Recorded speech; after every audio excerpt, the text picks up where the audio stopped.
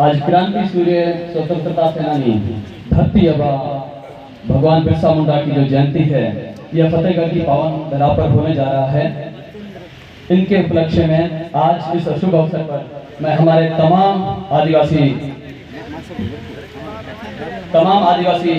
पुरखों के चरणों में शत जोहार नमन करता हूँ। और तत्पश्चात हमारे मंचासीन सभी अतिथिगण के चरणों में मेरा जोहार नमन। सम्मुख विराजमान हमारे पिता तुल्य बुजुर्गगण, मातृशक्ति, युवा शक्ति, आप सभी को मेरा सादर जोहार।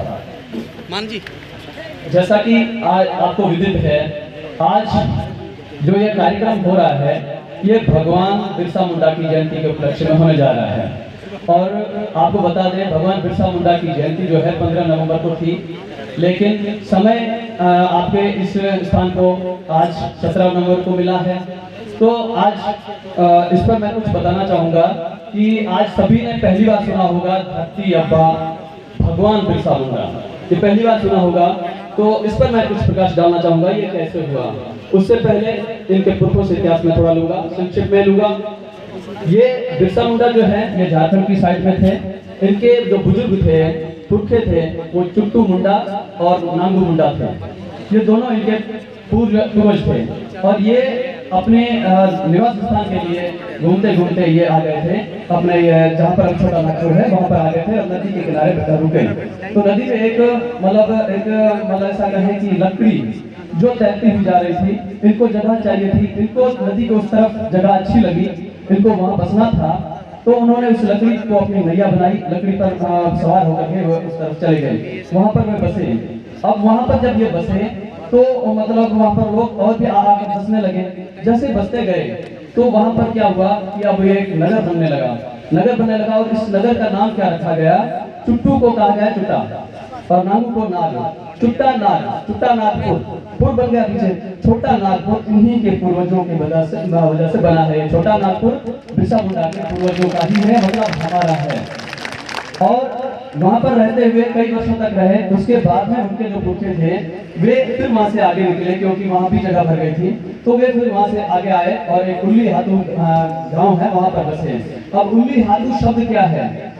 अब हाथू जो शब्द है, अपने यहाँ पर जैसे कहते हैं गांव, तो वहाँ पर गांव को हाथू कहा जाता है। अब हाथू कैसे कहा जाता है? हाथू शब्द कैसे बना? हाथू, हाट, बाजार, हट बाजार पकड़ हटड़ी वहाँ पे जाओ, तो हाट शब्द को ही हाथू कहा गया। तो वहाँ पर उल्ली हाथू उस गांव को कहा जाता है जिस गांव में दुकानें वगैरह बन जाती है, मतलब एक तरीके से नगर बन जाता है। यह होता है उल्लू हाथी। और उल्ली हाथू में ये रह रहे थे। उसके बाद में फिर इनके जो बिरसा मुंडा का दादा तक आ रहा हूँ, वो फिर वहाँ से एक बार ऐसा वहाँ पर समय आया कि वो वहाँ से थोड़े आगे बढ़े और एक गोमा नाम का गाँव है, वहाँ पर बसे। और वहीं पर भगवान बिरसा मुंडा का जन्म होता है। वो दिन था 15 नवंबर 1875। और वहाँ पर जब ये थोड़े बड़े हुए पढ़े, तो फिर उस वक्त अंग्रेजों का दौर था और अंग्रेजों की जो नीयत थी वो वहाँ की जंगल और जमीन पर थी। वो वहाँ की जमीनें हड़पना चाहते थे और इसलिए हमारे आदिवासी पर उन्होंने अत्याचार करना शुरू किया, हमारा शोषण करना शुरू किया।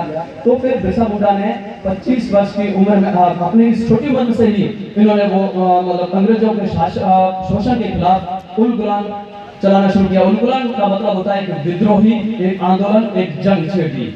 वहाँ पर जब जंग छिड़ी तो फिर वो मतलब उसके बाद में एक जंग भी चल रही थी और एक हमारे लोग भी अनपढ़ थे, तो उस वजह से इनको फिर मतलब जेल में डाल दिया गया अंग्रेजों के द्वारा। और 1900 में इनको एक जैसा दाना वगैरह का धीमा जहर देकर के मारा गया। अब आते हैं इनको धरती अब्बा और भगवान क्यों कहा गया। अब अब्बा शब्द का आप सभी जानते हैं, पिता, बाप। अब ये धरती का अब्बा कैसे हो गए? 25 साल का युवा, एक बच्चा, अभी 25 साल के बच्चे को खड़ा कर दें तो हमको विश्वास नहीं होगा कि ये अब्बा भी बन सकता है। तो वो अब्बा कैसे बने? क्योंकि उन्होंने वहाँ की जो धरती थी अंग्रेजों से छुड़ाने के लिए धरती को अपनी बेटी की तरह मान करके उसके लिए उन्होंने जंग छेड़ी और उनको बचाया और उनके लिए अपनी जान दी, इसलिए उसको धरती का अब्बा कहा गया। यह हुआ धरती का अब्बा। अब आते हैं कि इनको भगवान क्यों कहा गया। सभी के मन में यह होगा कि भगवान कैसे हो सकते हैं, क्योंकि ये पहली बार सुन रहे होंगे, लेकिन ये 150 वर्ष पुरानी बात है। तो वहाँ पर क्या हुआ कि उसी समय जब बिरसा मुंडा थे तब चेचक और हैजा की बीमारी भी थी। तो उस बीमारी के समय में वहाँ पर कोई पढ़ा लिखा नहीं था, कोई आसपास में कोई हॉस्पिटल वगैरह कुछ नहीं था ऐसा साधन। लेकिन भगवान बिरसा मुंडा को ऐसा बोध हुआ या ऐसी जानकारी हुई, वो उन बीमारियों का इलाज खोज लिया और वो बीमारियों से उनका इलाज कर रहे थे। जब इलाज कर रहे थे तो लोगों को बचा लिया। अब बचाने वाले को ही तो भगवान कहा जाता है। तो उन्होंने उस चेचक और हैजे जैसी महामारी बीमारी से बचाया। इसलिए लोगों ने कहा हमारा भगवान यही है, हमको इन्होंने जीवन दान दिया। यह है धरती आबा बिरसा मुंडा की कहानी। अब ये 25 वर्ष की उम्र में भगवान बने हैं। कैसे बने? क्योंकि इन्होंने समाज और देश के लिए अपना कर्म किया, तभी ये 25 साल की उम्र में भगवान बने। तो आप सब भी अगर इसी दिशा में चलेंगे तो भगवान नहीं तो समाज सेवी या शहीद गिने जाओगे। अगर शहीद नहीं भी गिने जाओगे तो आपका समाज आपको याद करेगा। मान लो समाज भी याद नहीं करता है तो आपके जो वंशज होंगे वो गर्व करेंगे कि जब भी पूरे देश में जन जागरण चल रहा था आदिवासियों का, तब हमारे पुरखों ने भी उसमें सहयोग दिया था, उनको गर्व होगा। इसलिए हमें समाज और देश के लिए हमें तत्पर रहना है। अब मैं आना चाहूंगा कि ये तो बिरसा मुंडा की कहानी हुई। अब आगे कुछ जन जागरण की बातें, कुछ पॉइंटों पर मैं कहना चाहूंगा। जैसे एक भ्रम जाल होता है जिसको अंधविश्वास पाखंड कहा जाता है, और दूसरा उससे ऊपर होता है शब्द जाल। ताराराम जी मेहना भी इन बात को कहते हैं, शब्द जाल। ये हमको मतलब एक गुलाम या मानसिक गुलाम बनाए रखने के लिए दोहरी परतें थी, शब्द भ्रमजाल और शब्द जाल। भ्रमजाल से तो हम निकल रहे हैं, निकल भी जाते हैं, लेकिन उसके ऊपर दोहरी परत होती है शब्द जाल। उस शब्द जाल में वापस जकड़ करके हम वापस उसी भ्रमजाल में आ जाते हैं। उसी शब्द जाल को समझना है हमें। अगर जब तक हम शब्द जाल को नहीं समझेंगे, हम अंधविश्वास पाखंडवाद से या भ्रमजाल से तो निकल जाएंगे, लेकिन फिर शब्द जाल में अटके रहेंगे और फिर हमारा उत्थान नहीं होगा। अब शब्द जाल क्या होता है?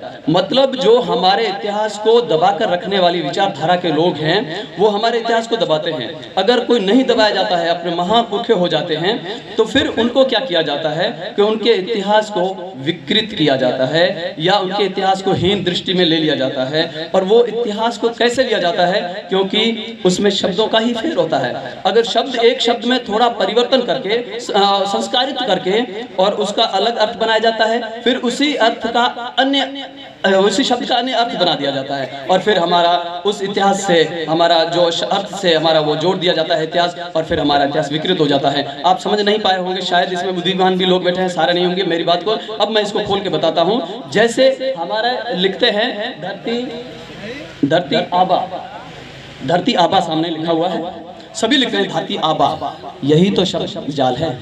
आबा क्यों लगा रहे हैं? आ की मात्रा उन्होंने ही तो लगवाई है। आ की मात्रा लगाएंगे, आबा का अर्थ फिर कोई और करेंगे, कहेंगे अब्बा अलग होता है, आबा अलग होता है, फिर ये अलग कर देंगे उनको। अब्बा ही लिखो। मेरा ये विनय रहेगा कि धरती अब्बा लिखे, आ की मात्रा लगाने की जरूरत नहीं है। ये आबा लगाएंगे, फिर कहेंगे इनका अर्थ अलग है, ये अलग हो गया। जैसे राणा पूजा जी को भीलू लगा दिया, अब भील राणा की जगह भीलू राणा करके ऊ का मात्रा का अर्थ अलग किया कि भीलू का मतलब कुछ और होता है। तो हमें सभी से निवेदन रहेगा, जब भी हम कोई बैनर बनाए या पोस्टर बनाए या कुछ भी करें, उसमें धरती अब्बा लिखें। अब ये ऐसे हमारे कुछ और भी पुरखे। आपके सामने एक तस्वीर है महाराज गर्द भील की। वो भारत के सबसे बड़े भील राजा हुए, महाराजा गर्द भील। अब आपको पता है उसको, उसका इतिहास कैसे विकसित किया गया? उसका नाम महेंद्रा भील भी था। उसका गर्द भील कैसे कहा गया? क्योंकि वो एक बड़ी आवाज वाले थे, उनकी आवाज बुलंद थी, दबंग आवाज थी। जब वो किलकारी करते थे तो दुनिया तक आवाज जाती थी बगैर साउंड के, इसलिए लोग इकट्ठे हो जाते थे। उसी को इन्होंने कहा कि ये गर्दन से आवाज निकलता है, इसलिए गर्द भील है, इस भी गर्द भी शब्द किया, गर्द भी शब्द करके इसका ये नाम रखा गया। अब गर्द भी को हटाकर गर्द शब्द, उस गर्द शब्द में फिर भ जोड़ करके गर्दभ कर दिया। समझ रहे हो इस बात को? कितना खेल हो रहा है। गर्द को पहले उसका अर्थ गर्द किया, फिर उसके साथ में भ जोड़ दिया, फिर ऐसा कर दिया, और फिर उसके तस्वीरों में उसके ऊपर सर जो है गधे का लगा दिया गया। ये कितनी हमारे लिए शर्म की बात है कि हमारे जो भारत का सबसे बड़ा राजा था उसको इतना विकृत किया। और बता दूं, वो उसके जो बेटे हैं सम्राट विक्रमादित्य हैं, सम्राट विक्रमादित्य के पिता हैं वो। इतने बड़े राजा और उनके इतिहास को इतना विकृत किया जा रहा है। अब दूसरा दे ले, अब हनुमान की ही बात कर ले।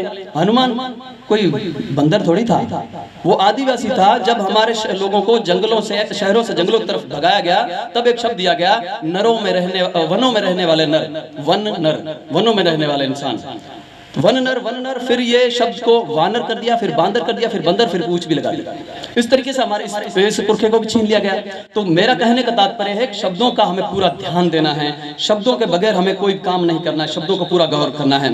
उसके बाद में ये मैं बताना चाहूँगा, अपने नाम के साथ आप भील लगाएं। अगर भील नहीं लगाते हैं तो एक ऐसा गोत्र जो अपना खुद का गोत्र है, जो राजपूतों में या इनमें नहीं होता है, वो ही लगाएं, क्योंकि हमारे जो पुरखे होते हैं उनको फिर छीना जाता है। अब राणा पूजा सोलंकी कह कर उनको छीना जा रहा है। तो इस तरीके से आप भी पुरखे हैं, आने वाली जनरेशन में आप पुरखे होंगे, वो भी पुरखे होंगे, फिर आप भी छीने जाओगे। इसलिए अपना जो है नख से ऊपर उठ करके अपना गोत्र लगाएं, नहीं तो भील लगाएं, तभी हमारा कुछ विकास हो सकता है। ये मेरे निजी विचार हैं। अब मैं 2 मुद्दे और लेना चाहूँगा, अमर सागर का और एक गीता आश्रम का। अमर सागर में हमारे जो पुनर्वासी लोग आकर के बसे हैं, उनके वहाँ बस रहे हैं, उनको वहाँ पर उनके खंभे भी लग गए हैं, तारें खींच दी गई है, लाइट की फाइलें कंप्लीट हो गई है, भर दी गई है। उनका जो चालान होता है क्या होता है वो सामने बैठे आ गए, ठीक है, उनसे भी बात कर सकते हैं हम। वो भी भर लिया गया, सारा कंप्लीट हो गया, लेकिन उनकी लाइट का कनेक्शन रुकवा करके उनको गोचर कह करके उनको वहां से हटाने का प्रयास चल रहा है 3 महीने से। वो परेशान है, उनका भी आपसे निवेदन करूंगा, हमको सहयोग करना, साथ देना है। अगर हम नहीं साथ देंगे तो आने वाले लोग कैसे यहाँ पर अपने को अपना मानेंगे। एक ये मुद्दा हो गया। दूसरा मुद्दा ये हो गया, गीता आश्रम में अपना एक भील है जो 25-30 वर्षों से वहां रह रहा था, उनके मकान को तोड़ा, ये आप सभी जानते हैं, अभी भी धरना लगा हुआ है। उनके पास सारे डॉक्यूमेंट्स, सारे सबूत हैं पास में, फिर भी मिली भगत से तानाशाह लोगों ने उस मकान को ध्वस्त करके उनको बेघर कर दिया गया, वो सड़कों पे है। अगर हम उसका साथ नहीं देंगे तो एक दिन ऐसे हमारे साथ भी हो सकता है, धीरे धीरे हमारे घर भी छीने जाएंगे और हम कहीं के नहीं रह पाएंगे। इन्हीं शब्दों से मैं अपना आसन ग्रहण करना होगा।